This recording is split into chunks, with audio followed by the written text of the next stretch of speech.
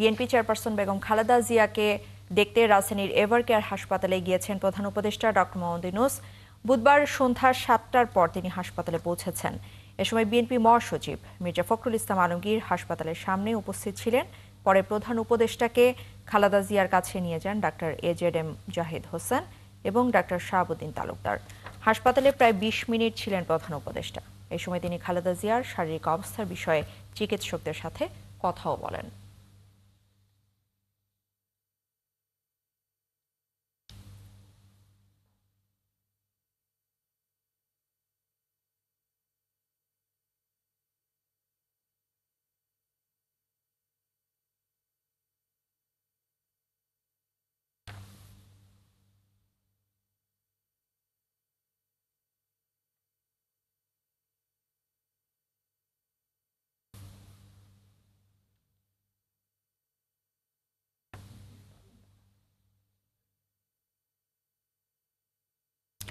এদিকে সাবেক প্রধানমন্ত্রী বেগম খালেদা জিয়ার স্বাস্থ্যের অবস্থা দেখতে ঢাকায় অবস্থান করছেন যুক্তরাজ্য এবং চীনের বিশেষজ্ঞ চিকিৎসক। এরই মধ্যে এভারকেয়ার হাসপাতালে গেছেন লন্ডনের চিকিৎসক রিচার্ড বেলি। দলীয় সূত্র থেকে জানা গেছে বেগম জিয়াকে বিদেশ নেওয়া যাবে কিনা তা নিয়েই পরামর্শ দেবেন তারা। এদিকে হাসপাতাল এলাকায় নিরাপত্তা জোরদার করেছে এসএসএফ সহ বিভিন্ন আইন শৃঙ্খলা বাহিনী। সবুজ মাহমুদের প্রতিবেদন। সাবেক প্রধানমন্ত্রী খালেদা জিয়ার চিকিৎসার জন্য যুক্তরাজ্য থেকে বিশেষজ্ঞ চিকিৎসক রিচার্ড বিএল সকালে এভারকেয়ার হাসপাতালে আসেন। তিনি লন্ডনের কিংস কলেজের আইসিইউ বিশেষজ্ঞ। সন্ধ্যায় চীন থেকে আরও একটি চিকিৎসক দল আসার কথা রয়েছে।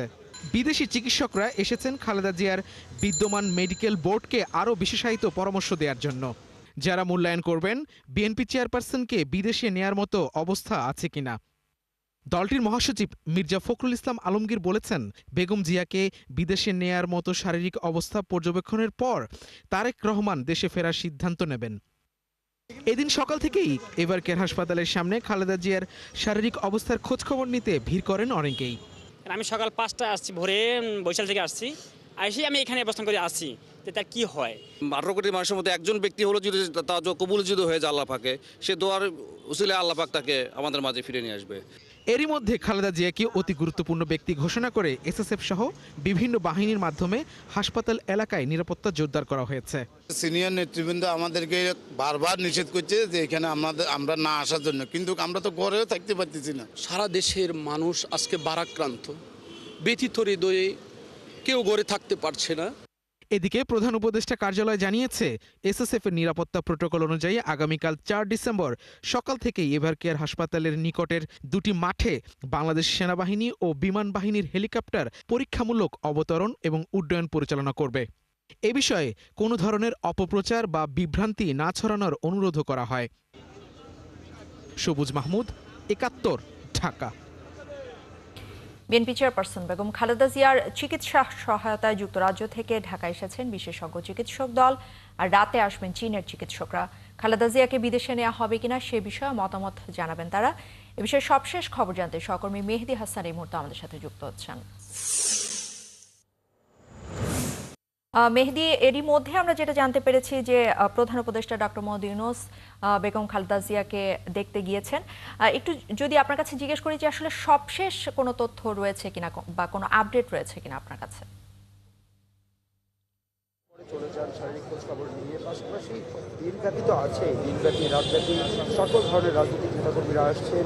এছাড়াও দেশের নানা প্রান্ত থেকে ইসরান, আপনি যেমনটি বললেন যে সন্ধ্যা ৭টার কিছু সময়ের পর প্রধান উপদেষ্টা ডক্টর মোহাম্মদ ইউনূস হঠাৎই কিন্তু পরিদর্শনে আসেন এভারকেয়ার হাসপাতালে। আমরা যতদূর জানতে পেরেছি তিনি প্রাক্তন প্রধানমন্ত্রী এবং বিএনপি চেয়ারপারসন খালেদা জিয়ার শারীরিক সবশেষ পরিস্থিতি জানতে তিনি এসছেন এবং তিনি এই হাসপাতালে আসার পর মির্জা ফখরুল ইসলাম আলমগীর তাকে রিসিভ করেন এবং এরপর আমরা যতদূর জানতে পেরেছি যে ডক্টর জাহিদ, যিনি খালেদা জিয়ার ব্যক্তিগত চিকিৎসক, এবং ডক্টর শাহাবুদ্দিন তালুকদার সহ তারা তাকে যে এই এভারকেয়ার হাসপাতালে যে ৪ তলার একটি ক্যাবিনে যেখানে খালেদা জিয়া চিকিৎসা চলছে সেখানে নিয়ে যান। এবং সেখানে কিন্তু আমরা যতদূর জানতে পেরেছি যে মেডিকেল বোর্ডের সদস্যরা, ডাক্তাররা প্রধান উপদেষ্টাকে খালেদা জিয়ার শারীরিক সর্বশেষ পরিস্থিতি ব্রিফ করেন, তাকে জানান তার সর্বশেষ কি কি বিষয়ে তাদের কাছে চ্যালেঞ্জিং মনে হচ্ছে, কোন কোন রোগ আসলে কিভাবে তারা চিকিৎসা করছেন সেই বিষয়ে তারা প্রধান উপদেষ্টাকে অবগত করেন। এবং প্রধান উপদেষ্টা ফিরতি বার্তায় বলেন যে এর আগে যে সরকারের অন্তর্বর্তীকালীন সরকারের পক্ষ থেকে যে আশ্বাস দেওয়া হয়েছিল যে খালেদা জিয়ার সব রকম সুযোগ সুবিধা, স্বাস্থ্য চিকিৎসা সেবায় যত রকম সহায়তা সরকারের পক্ষ থেকে করবে সেটা কিন্তু তিনি পুনর্ব্যক্ত করেন। এবং এরপর তিনি দলের নেতাকর্মী এবং পরিবারের সদস্যদেরকে ধৈর্য ধারণের আহ্বান জানান। তারপর তিনি 20 মিনিট ওইখানে অবস্থান করার পর হাসপাতাল থেকে বের হয়ে চলে যান। এবং আমরা সর্বশেষ যেটি জানতে পেরেছি যে আজ রাত 9টার পরে চায়না থেকে যে দ্বিতীয় ধাপে যে চিকিৎসক দল আসার কথা তারা আসবেন, এমনটাই আমরা জেনেছি চূড়ান্তভাবে। এবং এর আগে আপনি জানেন সকালে যুক্তরাজ্য থেকে রিচার্ড বিএল এবং তার একটি দল, চিকিৎসক দল কিন্তু এভার কেয়ার হাসপাতালে এসছেন এবং মেডিকেল বোর্ডের সদস্যরা আছেন। আমরা সর্বশেষ যেটি জানতে পেরেছি যে প্রতি মুহূর্তে কিন্তু ইন্টারন্যাশনাল একটি হেলথ মিটিং করা হচ্ছে, যেখানে বিদেশি যারা চিকিৎসক আছেন, মেডিকেল বোর্ডের চিকিৎসকরা আছেন এবং যখন যে উপসর্গ দেখা দিচ্ছে, যেটা তাদের কাছে জটিলতা মনে হচ্ছে, সেটা যুক্তরাষ্ট্র হোক, যুক্তরাজ্য হোক, ইউরোপ হোক, যেখান থেকে চিকিৎসকদের সাথে অনলাইনের মাধ্যমে তারা পরামর্শ নিচ্ছেন এবং সেই হিসেবে কিন্তু সর্বশেষ আমরা যেটা জানতে পেরেছি যে চিকিৎসা চলছে। তিনি এখনো নিবিড় পর্যবেক্ষণে আমরা আছেন। পরবর্তীতে হয়তোবা আরো আপডেট আপনার কাছ থেকে নিব। মেহেদী হাসান, আপনাকে অসংখ্য ধন্যবাদ আমাদের সাথে যুক্ত হবার জন্য। পরবর্তী প্রসঙ্গ, ভোটের মাঠে একটি দল ধর্মকে ব্যবহার করছে বলে অভিযোগ করেছেন বিএনপির স্থায়ী কমিটির সদস্য মির্জা আব্বাস। আর অন্য অনুষ্ঠানে আরেক স্থায়ী কমিটির সদস্য ডক্টর আব্দুল মঈন খান জানিয়েছেন আওয়ামী লীগের আক্রোশের শিকার হয়ে বিএনপি চেয়ারপারসন বেগম খালেদা জিয়ার এমন পরিস্থিতি। তিনি জানিয়েছেন খালেদা জিয়া মানুষের জন্য রাজনীতি করেছেন, তাই তার অসুস্থতায় মানুষ কাঁদছে। মাহিলা ইসলামের রিপোর্ট। গত 11 দিন ধরে রাজধানীর এভার কেয়ার হাসপাতালে চিকিৎসাধীন বিএনপি চেয়ারপারসন বেগম খালেদা জিয়া। তার অসুস্থতায় শুধু বিএনপি নয়, উদ্বিগ্ন গোটা দেশের মানুষ। তার সুস্থতা কামনায় প্রতিদিনই সারা দেশে দোয়া মোনাজাতের আয়োজন হচ্ছে।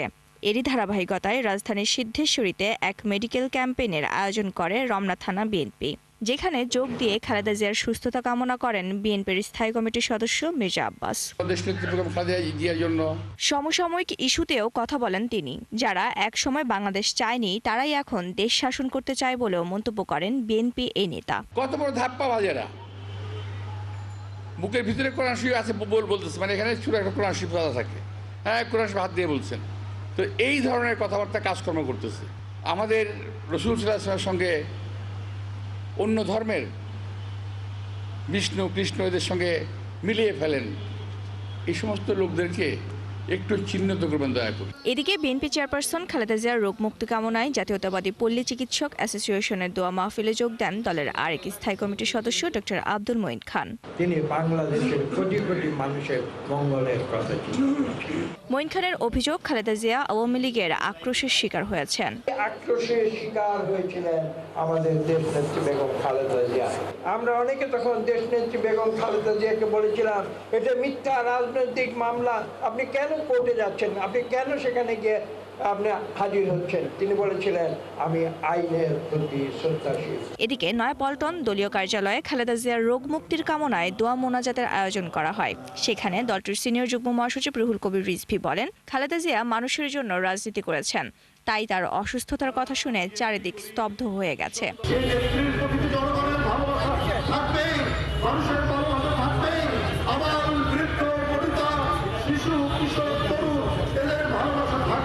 অনুষ্ঠানে দেশ সুরক্ষায় খালেদা জিয়ার বিভিন্ন উদ্যোগের কথা তুলে ধরেন তিনি। মাহিলা ইসলাম, ৭১, ঢাকা। রাজনৈতিক সংকট থেকে উত্তরণের পরই নির্বাচনের তফসিল ঘোষণার দাবি করেছেন এনসিপির আহ্বায়ক নাহিদ ইসলাম। বুধবার ইসি থেকে নিবন্ধনের সনদ গ্রহণের পর তিনি এই অভিমত জানিয়েছেন। এদিকে সকালে সাংবাদিকদের এক প্রশিক্ষণ কর্মশালায় ইসি মোহাম্মদ সানাউল্লাহ জানিয়েছেন, গণভোট আর জাতীয় নির্বাচনে ভোট দিতে একজন ব্যক্তির সর্বোচ্চ ১.৫ মিনিট সময় লাগতে পারে। ফারজানা আক্তারের প্রতিবেদন। বিকেলে দলের নিবন্ধনের সনদ নিতে নির্বাচন কমিশন আসেন জাতীয় নাগরিক পার্টির 4 সদস্যের প্রতিনিধি দল। এ সময় দলটির আহ্বায়ক বলেন, বিদ্যমান রাজনৈতিক পরিস্থিতি বিবেচনায় রেখে তফসিল ঘোষণা করা উচিত। তফসিল তারা আমাদেরকে সুস্পষ্টভাবে জানায়নি, যে যেটা তারা মিডিয়াতে বলেছে যে হয়তো আগামী 1-2 সপ্তাহের মধ্যে তারা দিবে। আমরা বলেছি যে বিদ্যমান যে রাজনৈতিক পরিস্থিতি, সেই পরিস্থিতি বিবেচনায় রেখেই তারা যাতে তফসিলের ঘোষণাটি দেয়। আর নাসিরউদ্দিন পাটোয়ারি অভিযোগ করেন, একটি দল নানা কায়দা করে সংস্কার প্রক্রিয়া আটকে দিতে চাচ্ছে।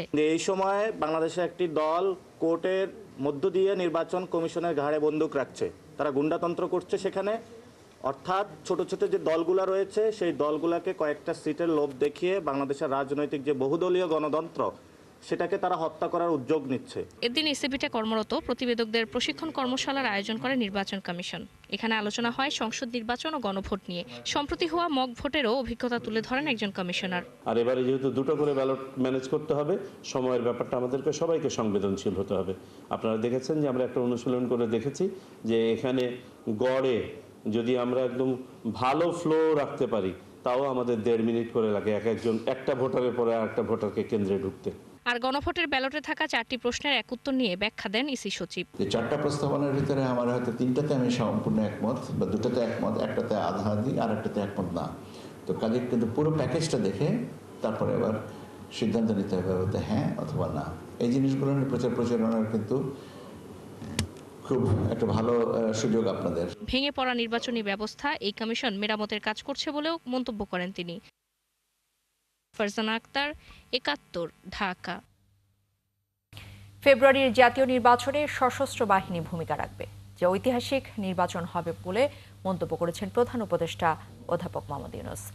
বুধবার ন্যাশনাল ডিফেন্স কলেজের সমাপনী অনুষ্ঠানে এই মন্তব্য করেছেন তিনি। এ সময় সাবেক প্রধানমন্ত্রী বেগম খালেদা জিয়ার রোগ মুক্তির প্রার্থনাও করেন অধ্যাপক ইউনূস। আরও জানাচ্ছেন মোহন ইসলাম। ন্যাশনাল ডিফেন্স কলেজে সমাপনী অনুষ্ঠান। প্রধান অতিথি হিসাবে অনুষ্ঠানে যোগ দেন অন্তর্বর্তী সরকারের প্রধান উপদেষ্টা ডক্টর মোহাম্মদ ইউনূস।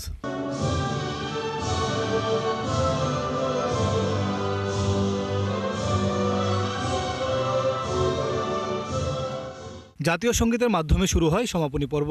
পরে দেশি বিদেশি গ্রাজুয়েটদের হাতে সার্টিফিকেট তুলে দেন তিনি।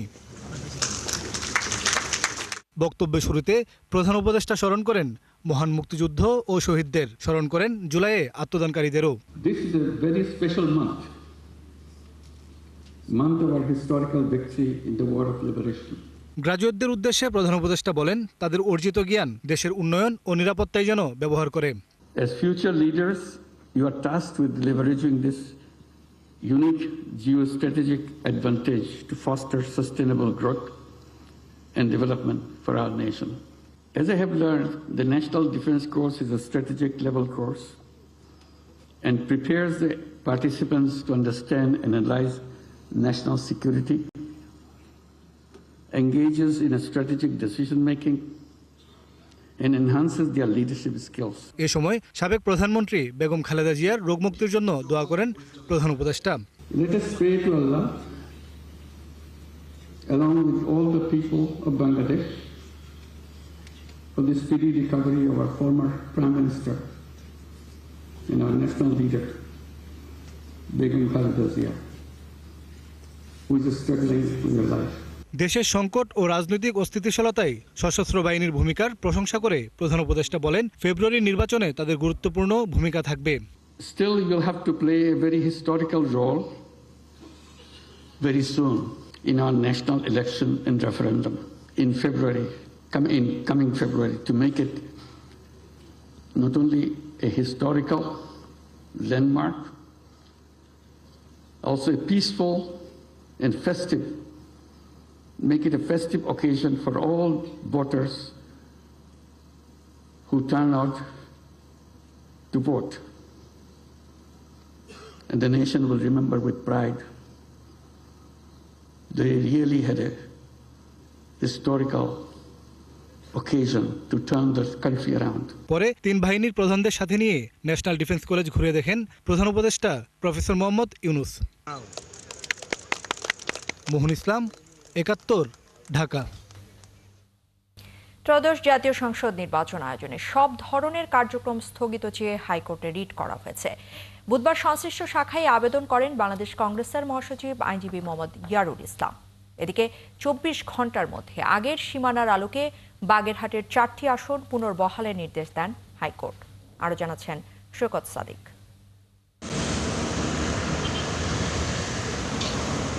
আগামী বছরের ফেব্রুয়ারির প্রথমার্ধেই একই দিনে জাতীয় সংসদ নির্বাচন ও জুলাই জাতীয় সনদ নিয়ে গণভোটের ঘোষণা দিয়েছে অন্তর্বর্তী সরকার। নির্বাচন কমিশনের পক্ষ থেকেও জানানো হয়েছে ডিসেম্বরের দ্বিতীয় সপ্তাহে ঘোষিত হতে যাচ্ছে নির্বাচনের তফসিল। তবে নিবন্ধিত দল বাংলাদেশ কংগ্রেস ভাবছে ভিন্ন কথা। তারা নির্বাচনের সব আয়োজন স্থগিত রাখতে সরাসরি চলে এসেছেন উচ্চ আদালতে।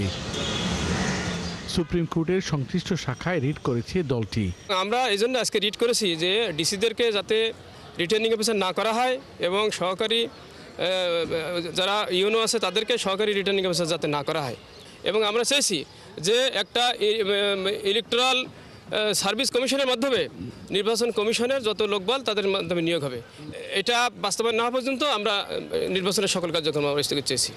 আবেদনে বলা হয়েছে সংবিধান অনুযায়ী নির্বাচন কমিশন এখনও পুরোপুরি নির্বাহী বিভাগ থেকে আলাদা নয়, আর জেলা প্রশাসকরা কোনোভাবেই নির্বাচন পরিচালনার দায়িত্বে থাকতে পারবেন না।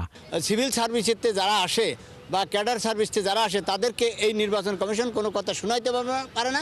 আলটিমেটলি মন গড়াভাবে তাদের মত দিয়ে এই নির্বাচন হয়। অতএব এই নির্বাচন বিতর্কিত হবে আমরা মনে করি। সেজন্য আমরা চাই যে দেশের সংস্কার হয়েছে, সব ক্ষেত্রেই সংস্কারের বাতাস বইছে, সেক্ষেত্রে এটাও সংস্কার হওয়া উচিত। এদিকে বাগেরহাট জেলার 4 আসনের সীমানা নিয়ে দেয়া রায়ের পূর্ণাঙ্গ নথি প্রকাশ করেছে হাইকোর্ট। এতে বলা হয়েছে আগের সীমানা অনুযায়ী 24 ঘন্টার মধ্যে আসনগুলো পুনর্বহাল করে গেজেট প্রকাশ করতে হবে। সৈকত সাদিক, 71, ঢাকা। গুম খুনের মানবতাবিরোধী অপরাধের মামলায় গ্রেফতার 10 সেনা কর্মকর্তাকে সশরীরেই ট্রাইব্যুনালে এসে বিচারের মুখোমুখি হতে হবে। বুধবার ভার্চুয়ালি হাজিরা চেয়ে করা আবেদন খারিজ করে দিয়েছেন আন্তর্জাতিক অপরাধ ট্রাইব্যুনাল। এদিকে চিফ প্রসিকিউটর জানিয়েছেন এই বিচার দেশপ্রেমিক সেনাবাহিনীর জন্য নয়। আরো জানাচ্ছেন সৈকত সাদিক।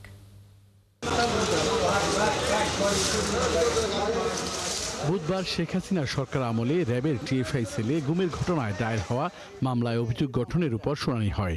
তৃতীয় দিনের মতো হাজির করা হয় গ্রেপ্তার 10 সেনা কর্মকর্তাকে। শুনানি হয় আসামিদের ভার্চুয়ালি হাজিরার বিষয়েও। সে আবেদন খারিজ করেছেন ট্রাইব্যুনাল। আদালত তাদেরকে আগামী 14ই ডিসেম্বর পর্যন্ত সময় দিয়েছেন। 14ই ডিসেম্বর ওনাদের অংশটুকু আদালত শুনবেন। কিন্তু এর মধ্যে র্যাবের যে সমস্ত অফিসার এখানে আসামি হিসেবে আজকে হাজির আছেন তাদের পক্ষ থেকে একটা আবেদন করা হয়েছিল যে তাদেরকে যেন ভার্চুয়ালি শুনানিতে অংশগ্রহণের সুযোগ দেওয়া হয়। আদালত সেটা নামঞ্জুর করেছেন। প্রশ্ন করা হয়েছিল আমাকে যে একজন বেসামরিক এবং একজন চিফ জাস্টিস যদি কোর্টে আসতে পারে, তো আমি বলেছি যে মিলিটারি রেজিমেন্টেশন লাইফটা ইজ ডিফারেন্ট। কারণ এরকম ইনস্ট্যান্সও আছে যে 4 বছর জেল খাটার পরে একুইটাল হয়েছে উচ্চ আদালত থেকে, কিন্তু তারপরে সামরিক বাহিনী থেকে নিয়ে যাওয়া হয় না, because the military service demands for something very special. এদিকে মামলাটিতে অভিযোগ গঠনের পরবর্তী শুনানির জন্য 14 ডিসেম্বর তারিখ ঠিক করেছেন ট্রাইব্যুনাল 1। আর আসামি পক্ষ এই বিচারকে সেনাবাহিনীর মুখোমুখি করার চেষ্টা করছে বলে যে কথা বলেছে তারও জবাব দেন চিফ প্রসিকিউটর। প্রসিকিউশনের পক্ষ থেকেও এটা সুস্পষ্টভাবে বলা হয়েছে যে দেশপ্রেমিক সেনাবাহিনীর বিরুদ্ধে বিচার নয়, কারণ এই আসামিরা অপরাধগুলো করেছেন যখন পুলিশে পোস্টেড ছিলেন। পুলিশের একটি শাখা হচ্ছে র্যাপিড অ্যাকশন ব্যাটালিয়ন বা র্যাব। সেখানে গিয়ে সামরিক শৃঙ্খলার বাইরে থাকা অবস্থায় তারা এই ধরনের মারাত্মক অপরাধ করেছেন, যেগুলোকে ক্রাইম অফ দ্য ক্রাইমস বলা হয়, মানবতা বিরোধী অপরাধ বলা হয়। সেই অপরাধগুলো সংগঠন করেছেন। এদিকে গুমের এই মামলায় প্রধান আসামি শেখ হাসিনার পক্ষে স্টেট ডিফেন্স হিসেবে আমির হোসেনকেই নিয়োগ দেওয়া হয়েছে। এর আগে ওই ভূমিকা থেকে পদত্যাগ করেছেন জেডাই খান পান্না। আদালতে তিনি নিঃশর্ত ক্ষমা চান। সৈকত সাদিক, 71, ঢাকা।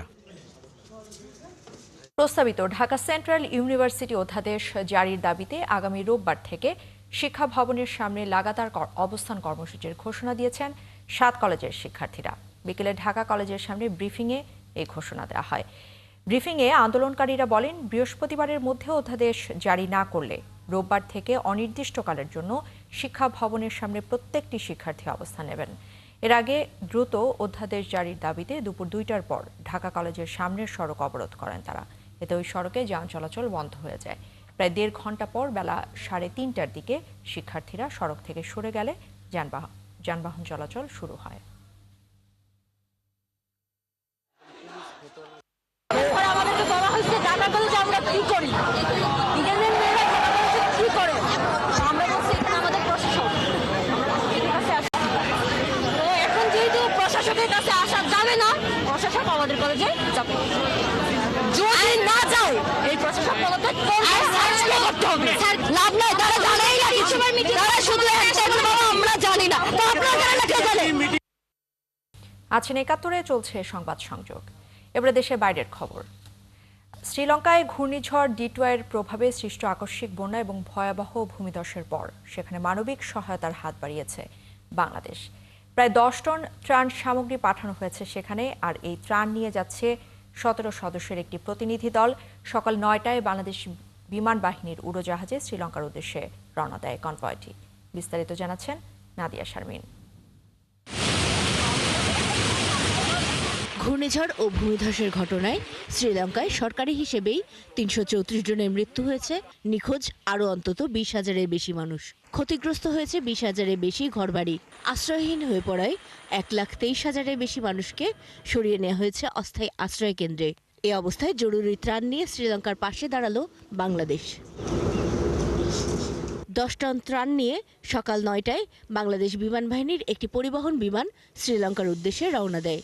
অদ্য পরিণত সর্বমোট 10 টন ত্রাণ সামগ্রীর মধ্যে রয়েছে তাঁবু 450 কেজি, শুকনো খাবার 7,400 কেজি, মশারি 767 KG, torch light, gumboot, vest, hand gloves, rescue helmet 80 KG, ঔষধ 530 কেজি। বিমান বাহিনীর 15 ক্রু, সশস্ত্র বাহিনী বিভাগ এবং পররাষ্ট্র মন্ত্রণালয়ের একজন করে প্রতিনিধি এই ত্রাণ সামগ্রী নিয়ে যাচ্ছেন। আমাদের যেহেতু রেস্কিউ টিম যাচ্ছেন, আমরা মূলত রিলিফ আইটেম নিয়ে যাচ্ছি। আমরা মানবিক সাহায্যের দিকটাতেই বেশি গুরুত্ব আরোপ করছি। শ্রীলঙ্কার সরকারের অনুরোধ ছিল ত্রাণ সামগ্রী প্রেরণ করার জন্য। আমরা ওখানে কলম্বোস্থ বাংলাদেশ দূতাবাসের সংশ্লিষ্ট কর্মকর্তাদের নিকট এটা হস্তান্তর করব। দূতাবাস পরবর্তী কার্যক্রমের জন্য শ্রীলঙ্কান সরকারের সাথে সমন্বয় সাধন করবে। এই ত্রাণ শ্রীলঙ্কাকে দুর্যোগ মোকাবেলায় কিছুটা সাহায্য করবে বলে আশাবাদী সশস্ত্র বাহিনী। শ্রীলঙ্কান সরকার যদি আরও আমাদের কাছে চাহিদা প্রেরণ করে, তাহলে বাংলাদেশ সরকারের নির্দেশনা অনুযায়ী আমরা প্রয়োজনীয় ব্যবস্থা গ্রহণ করব। এদিকে ত্রাণবাহী এই বিমান শ্রীলঙ্কায় পৌঁছানোর পর দেশটিতে কর্মরত বাংলাদেশ দূতাবাসের কর্মকর্তারা এর দায়িত্ব বুঝে নেন। নাদিয়া শারমিন, ৭১, ঢাকা।